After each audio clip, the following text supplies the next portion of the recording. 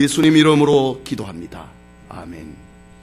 근자에 한국 기독교가 무기력해졌다라는 비판의 소리가 여기저기서 들려옵니다.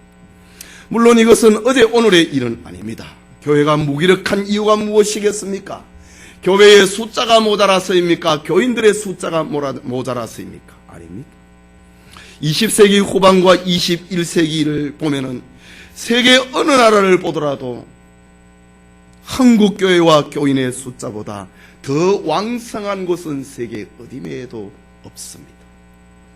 1980년도에 저 여의도, 지금은 다 공원으로 바뀌었지만 옛날에는 5.16 광장이 있었지 않습니까? 1980년대 전후를 해서 세계 복음화 대성회가 연거푸 열렸습니다. 그때의 신앙의 열기는 뜨거웠습니다. 저도 그 시대에 여의도 광장에 한번 참여를 하고 은혜를 그냥 뭣도 모르고 따라간 적이 있었습니다. 100만이 넘는 성도가 한자리에 모여서 하나님 앞에 예배를 드리고 뜨겁게 세계 복음화를 위해서 기도했습니다. 한국 교회가 기적처럼 부흥한 소식은 전 세계의 토픽감이 되었습니다. 당시에 세계 각국에서는 복음 사절단이 우리나라에 방문을 했고, 그리고 일본에서도 대규모 복음 사절단이 왔었습니다. 그 가운데 한 일본의 지도자는 세계 복음화 대성회에 참석하고 난 다음에 자기가 보고 느낀 것을 본국에 가서 기사화시킨 적이 있었습니다. 그는 100만이 넘는 성도가 한자리에 모여서 뜨겁게 눈물을 흘리며 통성으로 기도하는 모습을 보고 깊은 감명과 충격을 받았다고 하는 그의 기사였습니다. 그런데 그가 내린 결론은 우리가 새겨드릴 만한 충격적인 내용이 하나 있었습니다. 나는 한국 기독교인들에게 깊이 실망했다. 왜냐하면 나는 보지 말아야 될 것을 보아버렸기 때문이다 라는 마지막 글귀가 있었습니다. 여러분, 일본 한 기독교 지도자가 보지 못할 것을 보아버렸다고 하는 그것이 무엇이었겠습니까? 그것은 집회가 끝나고 여기저기에 널려있는 신문지 조각과 휴지들이었습니다. 집회가 끝나자마자 너도 나도 앞을 다투어서 그 자리를 떠나겠다고 우왕좌왕하는 무질서한 모습을 보아버렸습니다. 시내버스에 먼저 올라타겠다고 한치의 양보도 없이 밀고 당기는 모습을 일본의 기독교 한 지도자가 보아버렸습니다.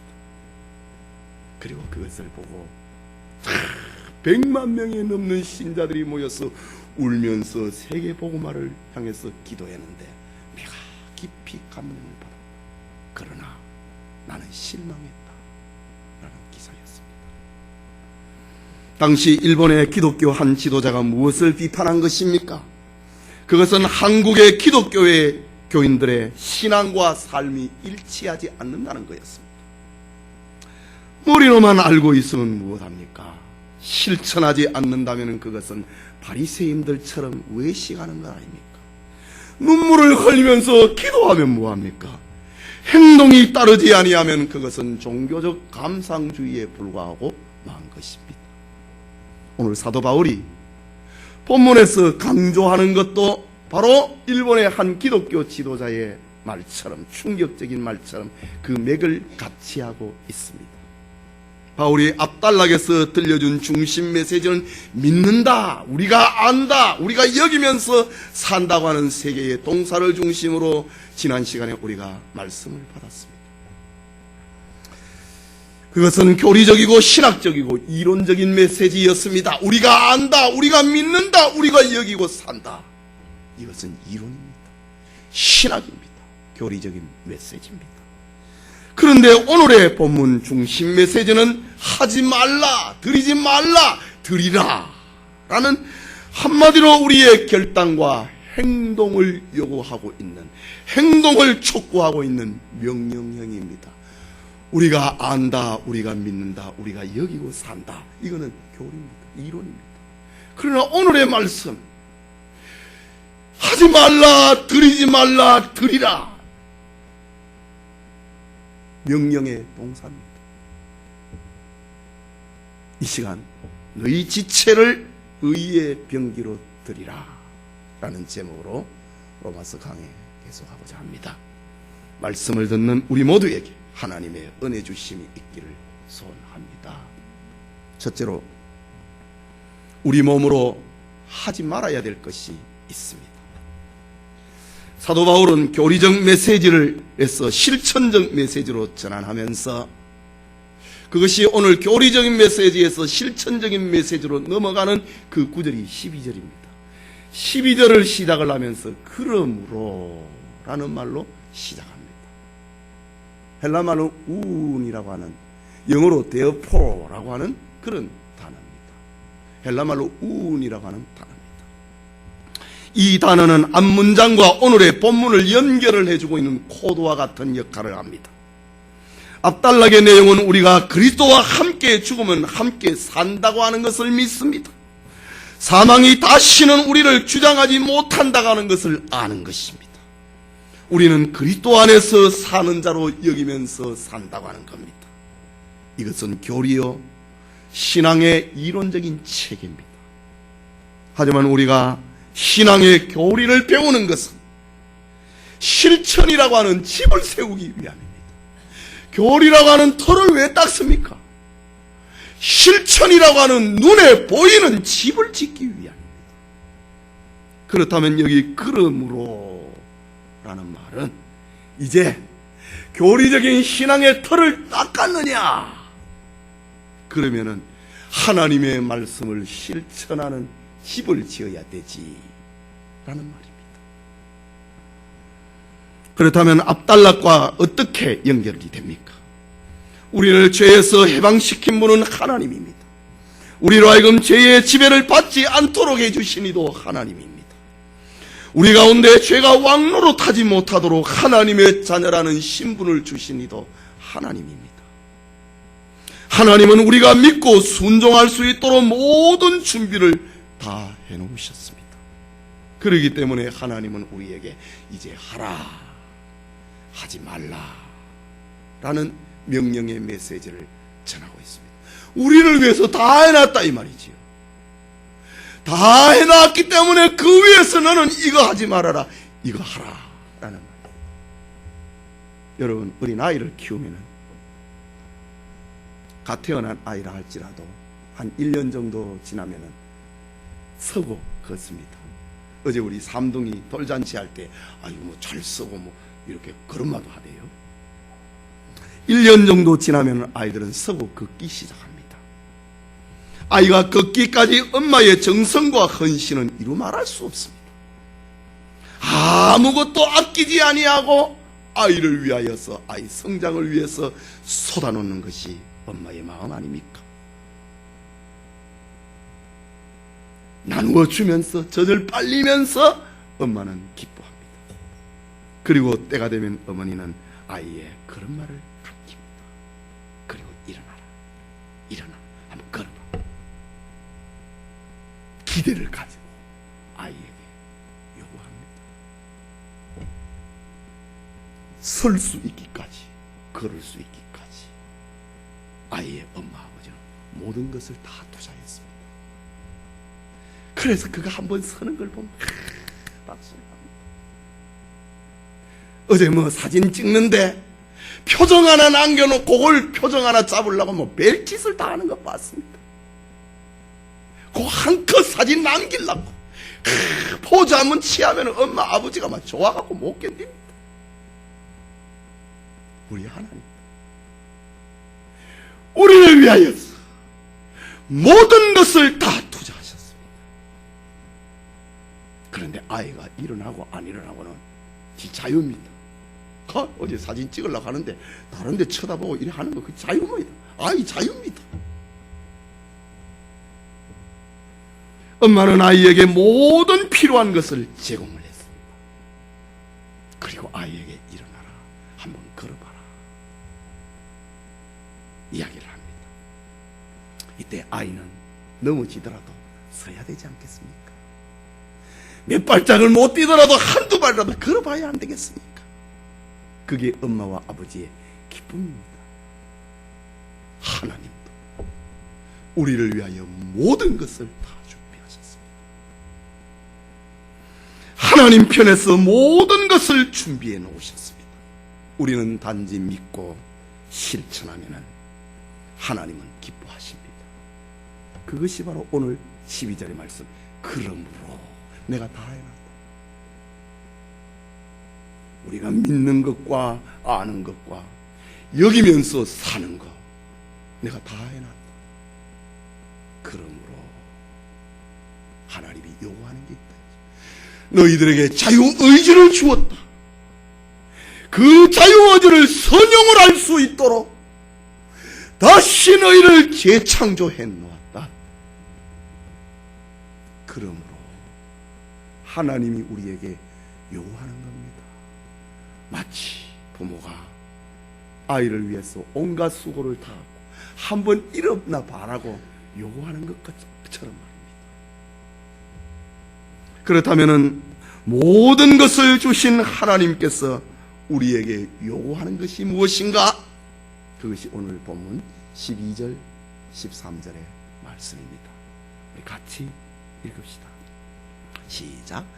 그러므로 너희는 죄로 너희 죽을 몸에 왕노릇하지 못하게 하여 몸의 사욕을 순종치 말고 또한 너희 지체를 불의의 병기로 죄에게 드리지 말고 오직 너희 자신을 죽은 자 가운데서 다시 산 자같이 하나님께 드리며 너희 지체를 의의 병기로 하나님께 드리라.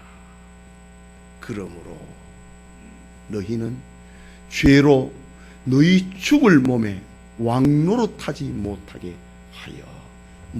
해라. 몸의 사욕을 순종치 말라. 너희 지체를 불의의 병기로 죄에게 드리지 말라. 하나님께서 우리의 죄 문제를 위해서 청산을 다 해놨다. 너희는 이제 죄의 종이 아니다. 죄와 사망을 이긴 사람이 되었다. 그러니 너희의 옛 풍습을 따라서 전에 그랬던 것처럼 죄로 너희 죽을 몸에 왕노릇하지 못하게 해라. 너희의 왕은 예수님 자신이다. 너희 몸을 사욕에 순종치 못하게 하라. 너희 욕망이 따라가지 않도록 해라. 너희 지체를 불의의 병기로 죄에 들이지 말라. 하지 말아야 될 것을 요구하고 계십니다. 우리를 위해서 모든 것을 다 해주신 하나님께서 들려주시는 말씀. 세 가지 요구였습니다. 죄로 너희 죽을 몸에 왕노릇하지 못하게 해라. 죄가 너희 몸에 왕이 되지 못하게 하라는 말입니다. 너희의 왕은 주님이기 때문입니다. 몸의 사욕을 순종치 말라고 합니다. 몸의 욕망에 순종하면서 살지 말라고 합니다. 너희 지체를 불의의 병기로 죄에 들이지 말라고 합니다. 불의의 병기, 하나님의 나라를 무너뜨리는 병장기로 너희 몸이 쓰지 않도록 해라. 하나님이 이루어 놨는데 너희 몸을 가지고 그걸 헐어버리는 그런 불의의 병기로 쓰지 않도록 해라 라고 하십니다. 바울은 구체적으로 우리 몸에서 일어나는 여러 가지 죄의 욕망을 알려줍니다. 갈라디아서 5장 19절에서 21절에 15가지의 죄의 종노릇하지 않고 죄가 우리의 왕이 되지 않고 불의와 병기로 사용하지 않는 것에 대해서 15가지로 갈라디아서 5장에서 기록을 합니다. 육체의 일은 현재하니, 지금 오늘 이 로마서의 말씀도 육체 문제 아닙니까? 육체의 일은 현저하니 곧 음행과 더러운 것과 호색과 우상숭배와 술수와 원수 맺는 것과 분쟁과 시기와 분냄과 당짓는 것과 불리함과 이단과 투기와 술취함과 방탕함과 또 그와 같은 것들이라. 15가지입니다. 전에 너희에게 경계한 것 같이 경계하노니 이런 일을 하는 자들은 하나님의 나라를 유업으로 받지 못할 것이요. 이런 일을 하는 자들은 하나님의 나라를 유산으로 못 받는다라고 합니다.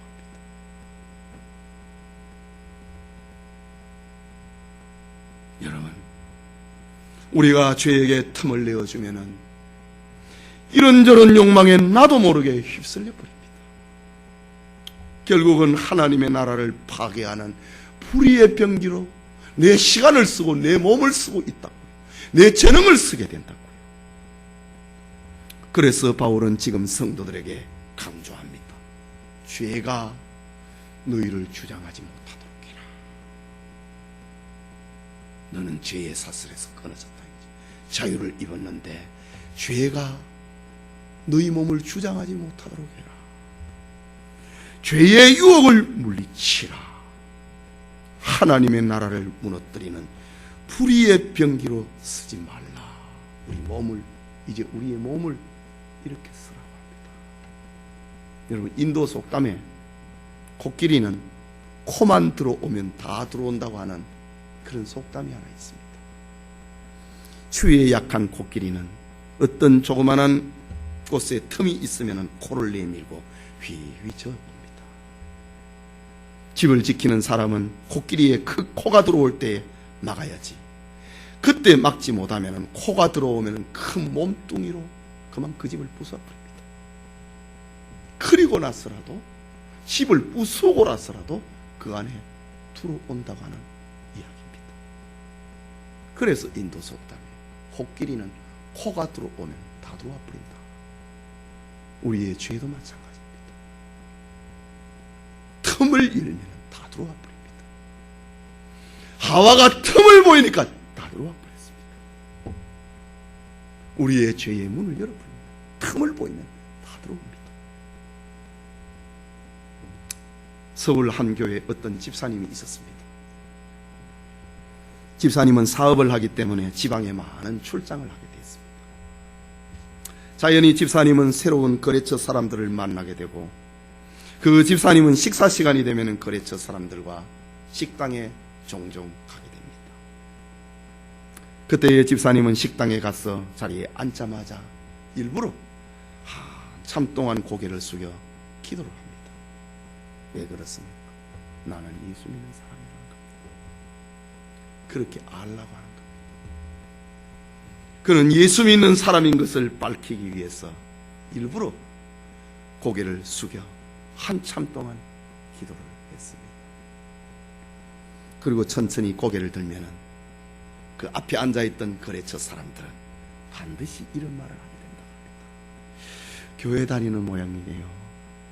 교회 다니시나 봐요. 이런 말을 반드시 묻게 됩니다.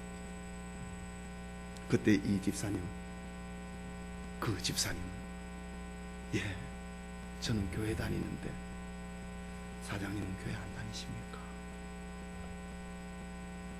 도로 묻습니다. 그러면 대부분은 이렇게 말을 합니다. 지금은 교회 안 다니지만은 옛날에 주일학교에 다녔다는 둥. 자기 친척 가운데 장로도 있고 내 동생 가운데 목사도 있고 우리 집안에 권사도 있다는 등등의 이야기를 하게 된다고 합니다. 자연스럽게 식당에서 신앙적인 이야기를 주고받게 됩니다. 그러면은 그날 술 마시러 가자는 얘기를 안 한답니다. 죄 짓는 곳에 2차, 3차 가자는 말을 안 한답니다. 그 집사님은 영업을 위해서 그래 한 게 아니고 처음부터 죄가 들어오지 못하게 하려고 의도적으로 그렇게 한다는 그런 이야기를 들은 적이 있습니다. 여러분, 현대를 살아가면서 얼마나 지혜로운 처신입니까? 문을 열면 싹 들어와 버리니까 문을 안 열렸고 나는 예수 믿는 사람이다. 그거를 식당에서 식탁에서 딱 들어가자마자 한참 기도를 예배드리는 성도님, 우리도 죄가 우리를 주장하지 못하도록 해야 됩니다. 죄의 유혹을 물리쳐야 됩니다.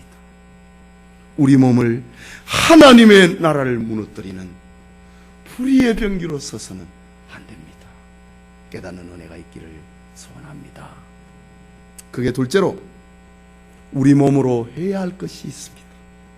13절 중반부에 나오는 말씀인데 오직 너희 자신을 죽은 자 가운데서 다시 산 자와 같이 하나님께 드리며, 예수님이 하나님 앞에 자기 몸을 드렸던 것처럼, 아버지 내 뜻대로 되지 말고 아버지의 뜻대로 되기를 원하나이다. 아버지여 내 영혼을 받으소서. 예수님이 하나님 앞에 자기 몸을 드려버렸던 것처럼 오직 너희 자신을 죽은 자 가운데서 다시 산 자같이 하나님께 드리며 너희 지체를 의의 병기로 하나님께 드리라.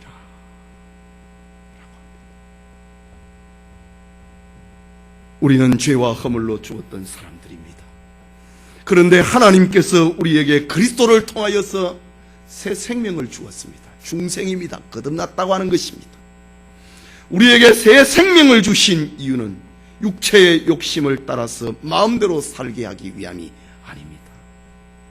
우리의 지체를 하나님께 드리고 하나님께 영광을 위해서 살아가도록 하기 위해서 우리를 중생시켰습니다. 여러분, 우리가 죄의 유혹에서 벗어날 수 있는 가장 좋은 방법은 무엇을 하지 않는 12절과 13절 전반부에 무엇을 하지 않는 것보다도 더 적극적인 방법이 있습니다. 그것은 우리 몸을 하나님께 드리는 것입니다. 예컨대 지금 우리가 이 시간에 하나님의 집에 나와서 예배를 드리고 있습니다. 우리가 이 시간에 집에 TV 앞에 앉아 있지 않고 이 자리에 앉아 있다고 하는 그 자체는 우리 몸을 하나님 앞에 드리고 있는 겁니다. 물론 개중에는 눈을 감고 졸고 졸음을 이기지 못하는 이도 간혹 있습니다. 마음속으로 죄를 짓는 사람도 우리 가운데는 있을 것입니다. 하지만은 우리가 이 시간에 하나님 앞에 앉아 있는 동안에는 마귀가 우리 몸을 더럽힐 수는 없는 것입니다. 마찬가지로 하나님께서 우리에게 주신 시간, 그것을 하나님을 위해서 한번 써보십시오. 적극적인 것, 하나님 앞에 드려본다. 전도로 우리의 시간을 드리고 봉사로 우리의 시간을 드리고 시간으로 섬김으로 하나님 앞에 드려보십시오. 우리의 물질을 하나님을 위해서 사용해 보십시오. 하나님께서 우리에게 맡기신 것을 하나님을 위해서 쓰는 것은 죄의 유혹에서 벗어날 수 있는 가장 좋은 방법입니다. 옛날에 미국 필라델피아에 존이라고 하는 13살 난 소년 하나가 있었습니다. 영어로는 존이지만 우리말로 번역을 하면 요한이 됩니다. 요한은 집안이 너무 가난했습니다. 그래서 어릴 적부터 공부보다는 인근에 있는 벽돌 공장에서 일을 해야 했습니다. 하지만 요한은 가난한 중에도 신앙심은 남달랐습니다. 그는 열심히 주일학교에 참석을 했고 선생님의 인도에 따라서 성경을 부지런히 읽었습니다. 어린아이의 기도 생활도 열심히 했습니다. 13살. 우리 나이로 하면은, 우리로 표현하면은 한 6학년 정도 되겠네요. 그런데 요한의 마음을 슬프게 하는 일이 하나 있었습니다. 요한이 출석하고 있는 교회 골목길이, 교회 앞에 있는 골목길이 포장이 되어 있지 않는 것입니다. 그래서 비만 오면은 교회를 출입하는 그 길은 질퍽질퍽합니다. 그러다 보니 믿음이 약한 성도들은 비가 오면은 그 진흙탕 길을 넘어서 교회에 오는 것을 꺼려하는 일들이 벌어졌습니다. 교회 안에는 장로님도 있었고 권사님들도 있었습니다. 좋은 집에 사는 사람들도 있었고 좋은 마차를 타고 교회로 오는 사람들도 있었습니다. 그런데 어른들은 하나같이 교회 출입구에 대해서는 관심이 없었습니다. 이것이 요한의 마음을 아프게 했습니다. 그러던 어느 날 13살 날 요한이 결심을 합니다. 내가 교회의 길, 골목길을 벽돌로 포장해야 되겠다. 당시 어린 요한이 벽돌 공장에서 받는 하루의 임금은 7센트였습니다. 그 중에 식대를 떼고 최저의 잡비를 제거하면 벽돌 한 장값만 매일 남게 되었습니다. 그 돈으로 요한은 자기가 일하는 벽돌 공장에서 매일 벽돌 한 장을 사다 했어. 그것을 들고 교회 앞 출입구부터 하나씩 깔기 시작했습니다. 일주일이 지났습니다. 2주가 지났습니다. 한 달이 지났습니다. 그런 식으로 골목길을 포장을 하면은 700장 정도의 벽돌이 필요하고 어린 요한에게는 2년이라고 하는 시간이 필요했습니다. 어른들은 한 주, 2주, 한 달이 지나고 벽돌이 한 30여 장이 깔리니까 어른들은 어린 요한의 헌신을 눈여겨보기 시작을 했습니다. 그리고 자신들의 모습이 부끄러웠습니다. 어른들의 이기적인 마음이 깨어지기 시작했습니다. 이제 어른들이 발을 벗고 나서기 시작했습니다. 얼마 지나지 않아서 교회 앞의 골목길은 깨끗하고 아름답게 포장이 되었습니다. 그것만이 아니었습니다. 낡았던 예배당 건물도 어느덧 깨끗하게 새롭게 반짝되었습니다. 어린 요한이라고 하는 아이의 헌신과 사랑 때문이었습니다. 여러분, 하나님께서 이 아이의 장래를 축복하십니다. 하늘의 문을 열어주셨습니다. 요한은 자기가 받은 물질을 하나님의 일을 위해서 아낌없이 사용했습니다. 그는 조물 먹거나 녹슬지 아니하는 하늘에 하나씩 벽돌을 쌓은 것입니다. 도저히 구멍을 뚫지 못한 하늘나라에 투자를 했던 것입니다. 여러분, 이 사람이 누군지 아십니까? 그가 바로 요한 존 와나메이커입니다. 미국의 백화점의 왕이라 불리는 사람입니다. 존 와나메이커는 하나님이 주신 물질을 가지고 전 세계의 수많은 YMCA 건물을 건축하기 시작했습니다. 우리나라 서울 종로 2가에 보면 YMCA 건물이 있지요. 그 건물도 존 와나메이커가 들여서 건축한 겁니다. 우리나라 사람이 지은 거 아닙니다. 세계 각처에 기독교 신앙운동 이런 빌딩을 그가 받은 축복을 가지고 아낌없이 쏟아부었던 것입니다. 그는 일평생 동안 자기의 생활 신조를 붙들고 살았습니다. 생활 신조 3가지가 있는데 그것은 T자로 시작합니다. 그의 첫째 생활 신조는 think, 생각하라 라는 겁니다. 기도하면서 하나님의 뜻이 무엇인가를 생각하는 것이 존 와나메이커의 생활 신조입니다. 2번째, try, 실천하는 겁니다. 하나님께서 말씀을 통해서 깨닫게 해주셨으면 그것을 삶 속에서 행동하는 것이 그의 생활 원리였습니다. 그리고 3번째 T는 trust in God, 하나님을 신뢰하는 겁니다. 하나님을 믿는 것입니다. 아무리 사람이 애쓰고 노력을 해도 하나님이 도와주지 아니하면 소용이 없기 때문에, 성을 하나님이 지켜주지 아니하면 파수꾼의 경성함이 허사기 때문에 하나님을 신뢰하는 것. 생각하라, 그리고 실천하라, 그리고 하나님을 신뢰하라. 그것이 요한 와나메이커의 생활 신조였습니다. 여러분, 우리는 우리의 몸을 하나님께 드려야 됩니다.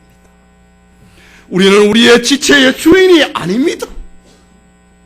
주님의 피로 우리를 죄 가운데서, 사망 가운데서 우리를 살해했다고 했습니다. 하나님이 우리에게 주신 시간, 하나님이 우리에게 주신 물질, 하나님이 우리에게 주신 건강, 하나님이 우리에게 주신 재능, 그것은 우리의 주인 되신 하나님을 위해서 살아야 됩니다. 드려야 됩니다. 그것이 너희 지체를 의의 병기로 하나님께 드리라 라는 겁니다. 하나님이 우리에게 주셨으니 주인 되신 하나님을 위해서 써야 되는 책임이 우리에게 있는 것입니다. 하나님이 원하실 때에 하나님께 드리고 하나님의 영광을 위해서 살게 하려고 하나님이 우리를 살렸습니다. 죄에서 건져주었습니다. 사망에서, 지옥에서 우리를 구원해 주셨습니다. 뿐만 아니라 우리가 우리의 지체를 의의 병기로, 하나님의 나라를 세우는 병기로 사용을 하면 하나님은 하늘의 문을 열어주십니다. 요한 완화의 것처럼 이 축복이 우리 모두에게 있기를 소원합니다. 마지막으로 순종하는 자를 향한 권면의 메시지가 있습니다. 그게 14절의 말씀입니다. 같이 읽읍시다. 죄가 너희를 주관치 못하리니, 이 완령입니다. 이제는 죄가 너희 주관 못한다 이 말이에요. 다시 읽읍시다. 죄가 너희를 주관치 못하리니 이는 너희가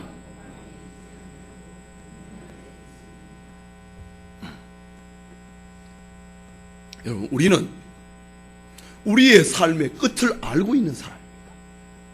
우리 인생의 결론을 알고 있는 사람입니다. 우리는 천당 간다, 이 확실한 결론을 알고 있는 사람입니다. 우리는 죄 가운데로 우리는 망하지 아니한다. 주님이 재림하실 날 우리는 죄 때문에 망하지 아니한다. 우리 인생의 결론을 알고 있는 사람입니다. 그렇다면 우리는 더 이상 죄의 노예가 아니라는 말입니다. 과거에 우리가 그리스도 밖에 있을 때는 우리는 죄의 종이 되어서 죄가 끄는 대로 우리는 갔습니다. 그것이 죄인 줄로 알지 못하고 주의를 범하였고 내 중심으로 살았습니다. 그러나 예수님이 십자가에서 보혈의 피를 흘리심으로 말미암아 모든 죄값을 다 지불해 놓았습니다. 죄값을 지불해 놓고 난 다음에 우리는 죄가 무엇인지를 분명하게 알게 되었습니다. 그 죄에서 우리가 벗어났구나, 그 죄의 권능에서 우리가 벗어났구나 알게 된 것입니다. 우리는 더 이상 죄의 노예가 아닙니다. 우리의 주인은 예수 그리스도 한 분이십니다. 그래서 바울은 죄가 너희를 주관치 못하리니, 죄는 너희의 왕이 아니란 말입니다.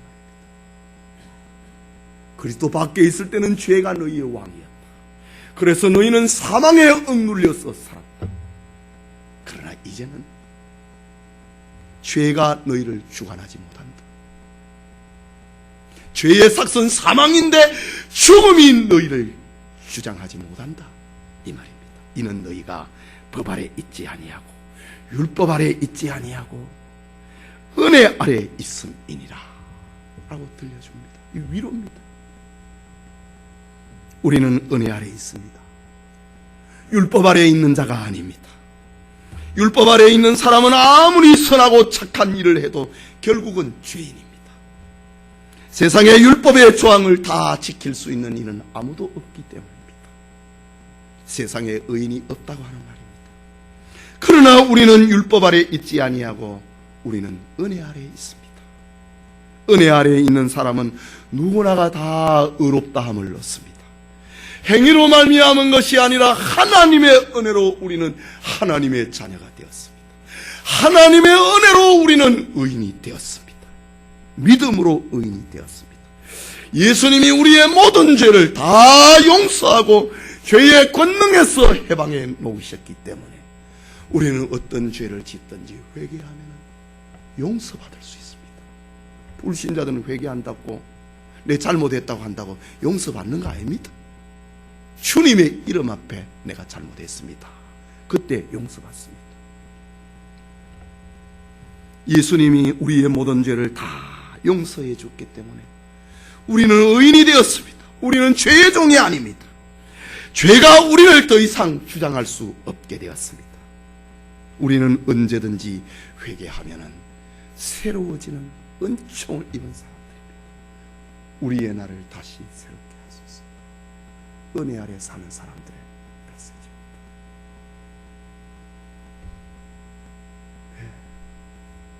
율법 아래에 있을 때는 이게 통하지 않습니다.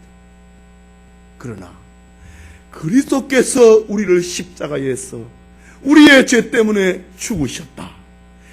그 대명제 앞에서 우리는 우리의 날을 다시 새롭게 하소서 라고 부르짖을 수 있는 것입니다. 이것이 우리가 죄 아래 있지 아니하고 법 아래 있지 아니하고 은혜 아래 있다고 하는 말입니다. 이처럼 우리는 은혜의 결과 가운데 있는 사람입니다.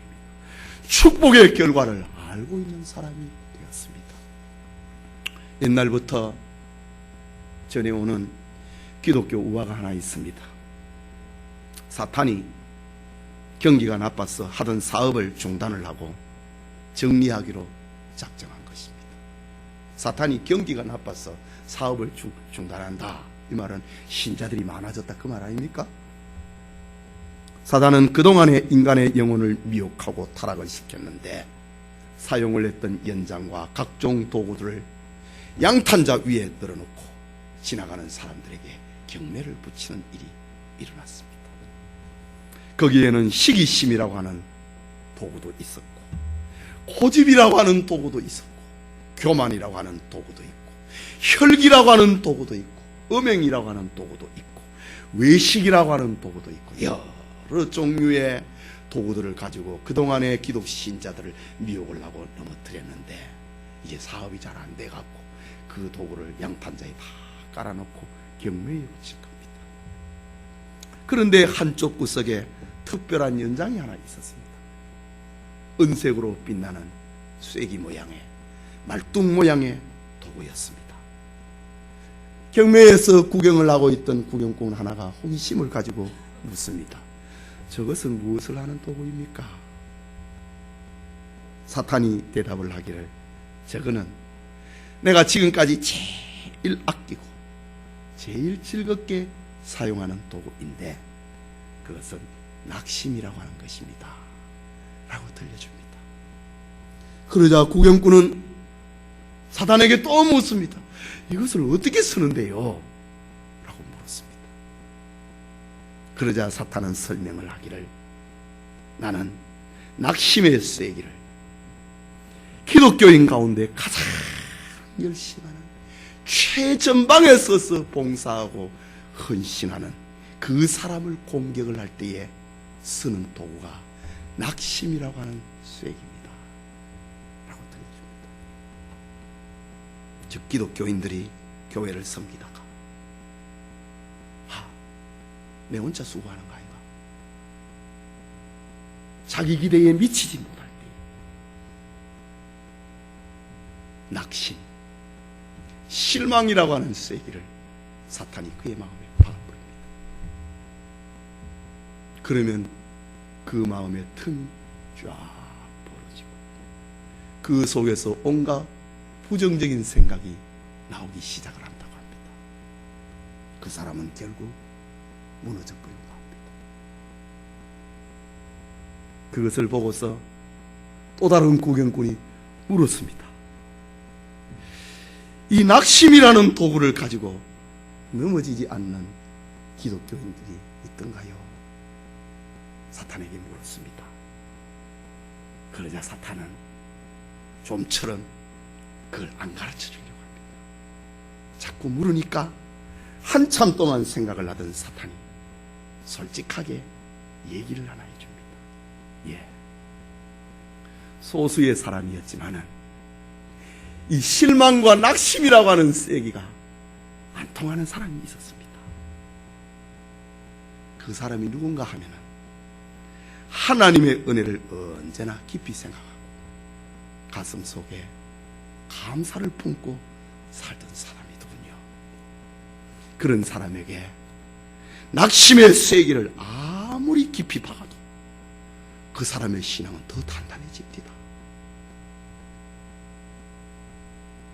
하나님의 은혜를 생각을 하면서 감사하는 마음으로 살아가는 사람은 내가 아무리 해도 감당할 수 없었습니다 라는 자기 속 이야기를 들은 것입니다. 여러분, 물론 우화적인 이야기이지만 이 이야기는 우리에게 귀중한 가르침을 들려주고 있습니다. 사단이 감당할 수 없는 능력 있고 멋진 성도가 누구인가? 그것은 마음속에 하나님의 은혜를 생각하면서 감사하면서 사는 사람입니다. 감사하면서 사는 사람은 사탄이 넘어뜨릴 수가 없습니다.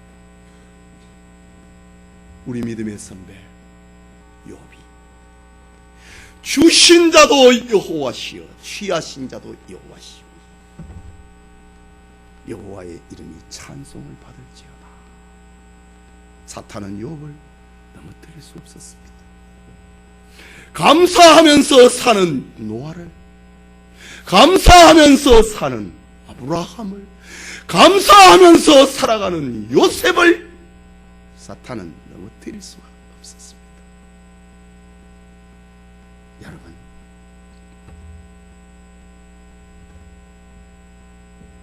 감사하는 사람은 사탄의 어떤 무기에도 넘어지지 않습니다. 예배드리는 성도님, 우리 마음속에도 하나님의 은혜를 생각하면서 감사를 품고 살기 바랍니다. 교회를 생각하고 감사하고, 여러분의 가정을 생각하고 감사하고, 여러분의 자녀들을 생각하고 감사하고, 여러분의 부모님을 생각하고 감사하십시오. 감사할 때 그 어떤 미혹에도 넘어지지 아니할 것입니다. 성도 여러분, 라보리라는 신앙 공동체를 들어본 적이 있습니까? 라보리는 불어로 피난처라고 하는 뜻인데, 개혁 장로교회 목사이자 사상가인 프란시스 세퍼가 세운 신앙 공동체를 가리켜 라보리, 피난처라고 합니다. 설립의 배경은 이렇습니다. 2차 세계대전 이후에 스위스인들의 삶은 비참했습니다. 젊은이들은 꿈을 잃었고 섹스와 마약으로 죽어갔습니다. 하지만 당시의 교회는 너무 무기력했습니다. 이때의 셰퍼 목사는 스위스 알피스의 산기슭에 라보리 공동체를 만들어서 젊은이들에게 새로운 소망을 불어넣으면서 예수님의 이름으로 회복운동을 펼쳤습니다. 그는 세속주의와 인본주의와의 타협을 거절을 하고 인생의 온갖 문제에 대답을 찾기 위하여서 오는 사람이라면 누구나가 다 라보리 공동체에서 머물고 가도록 만들었습니다. 삶에 문제가 있느냐? 고민이 있느냐? 그런 사람은 누구든지 우리 공동체에 들어와서 그 문제를 풀 수 있도록 하라. 피난처, 라보리 공동체입니다. 그의 철학은 확실했습니다. 기독교는 세상에 존재하는 유일한 진리이기 때문에 기독교는 종교적인 영역뿐만 아니라 우주에 대한 질문도, 역사에 대한 질문도, 그리고 인간 생활의 모든 영역에서 대답을 줄 수 있다. 기독교는 진리이기 때문에 답을 줄 수 있다라는 확실한 철학을 가지고 있었습니다. 라보리 공동체는 지금은 기독교 국제기구로 성격이 되어 있고 우리나라에도 그 지부가 있습니다. 저 강원도 양양에 그 송천마을 옆에 라보리 공동체라고 하는 게 있습니다. 인생의 질문을 당신이 찾을 때까지 여기 머무르라고 필요합니다. 그것이 신앙 문제뿐만이 아니고 우주의 문제, 역사의 문제, 우리의 삶의 전 영역에서 진리이신 하나님의 말씀 안에서 찾을 수 있다고 하는 그 공동체입니다. 1984년에 하나님의 부름을 받아 운명을 아는 셰퍼 목사님은 이렇게 기도합니다. 사랑하는 아버지, 이제 저의 일을 마쳤습니다.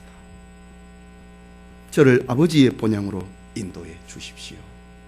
라는 기도였습니다. 그리고 곁에 선 성도들에게 말을 합니다. 여러분의 삶의 목표가 행복이라면 불신자보다 나은 것이 무엇이 있습니까? 그리스도인의 삶의 목표는 행복 그 이상이 되어야 됩니다. 이제부터는 거룩함을 목표로 삼고 살아가십시오. 라는 말을 남겨주었습니다. 여러분의 신앙생활의 목표가 무엇입니까? 행복입니까? 그렇다면 불신자보다 나은 게 뭡니까? 우리는 하나 더 넘어가야 됩니다. 거룩함을 삶의 목표로 삼고 살아가야 됩니다. 프란시스 세퍼 목사님은 이렇게 하나님의 은혜 아래 거하면서 자기의 지체를, 자기의 몸을 의의 병기로 하나님께 드리면서 살았던 것입니다. 성도님, 하나님께서 우리에게 왜 생명을 주셨습니까? 이미 살펴본 것처럼 마음대로 죄를 지으라고 주신 것이 아닙니다. 우리 몸을 하나님께 드리고 하나님 나라를 세우는 의의 병기로 사용하도록 하기 위해서 우리에게 새 생명을 주셨습니다. 여러분에게 주신 시간, 여러분에게 주신 물질, 여러분이 가진 건강, 여러분이 가지고 있는 재능, 그것의 주인은 여러분이 아닙니다. 하나님입니다. 하나님이 여러분의 시간의 주인이고, 여러분 물질의 주인이고, 여러분 재능의 주인입니다. 아멘 하십시오.